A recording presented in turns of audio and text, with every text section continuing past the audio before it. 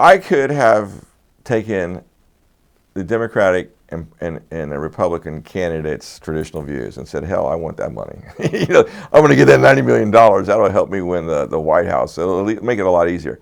I could have rebutted to the Chinese and said, well, look, I'm not coming to Canada, but I'll tell you what.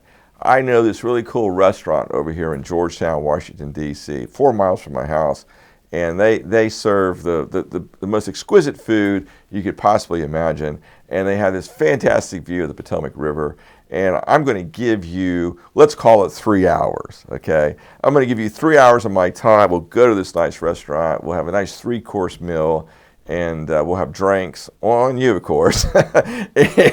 and whatever you want to tell me, whatever you want to put on the table, whatever you want to talk about, the floor is yours. It'll be in a private room. We'll have security outside. No one's going to come in. You can tell me anything your heart and mind wants to tell me. But the cost of this private meeting is going to be that $90 million. So essentially, I'm selling you a ticket to this meeting, and that ticket's price tag is $90 million. And by the way, you tell me which day you want to do it, and I'll let you know if it's okay on my schedule.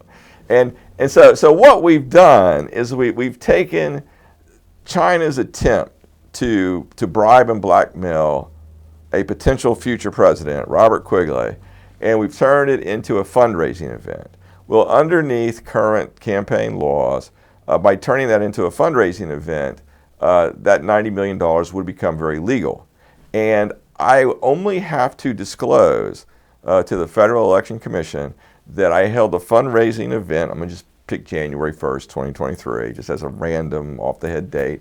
And I invited 50 of my best friends there, and my best friends, passed the hat around, and we're going to call it Wall Street, because Wall Street can always pick on Wall Street. We'll call it Wall Street, and the oil industry, for that matter.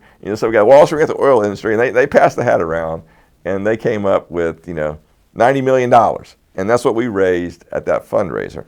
So we don't have to disclose who all of the attendees were at that fundraising event. So we literally could have had the heads of every Wall Street major bank, as well as the head of every American oil company at this hypothetical dinner on January 1st, and the guy who was the busboy could have been the one who worked for the Chinese National Oil Company, who actually donated the $90 million. But he was at the fundraiser, and all of a sudden it's okay. There are always gray areas. So on this particular topic, we'll just say that in the world of law and in life general, there's the hard yes, there's the hard no, and there's that big area in between that we'll just call maybe. Or another way to describe this is the black and the white and the gray area. So in almost every situation in life, there's a huge gray area. And in campaign finance, this is what we're talking about with this sort of Chinese, trying to buy a future president type of example, campaign finance. You can't avoid it. I mean, there's always a gray area. So no matter how we write laws, how we draft programs, how we create programs, this is the way the human brain works. This is the way life works. There's always a gray area.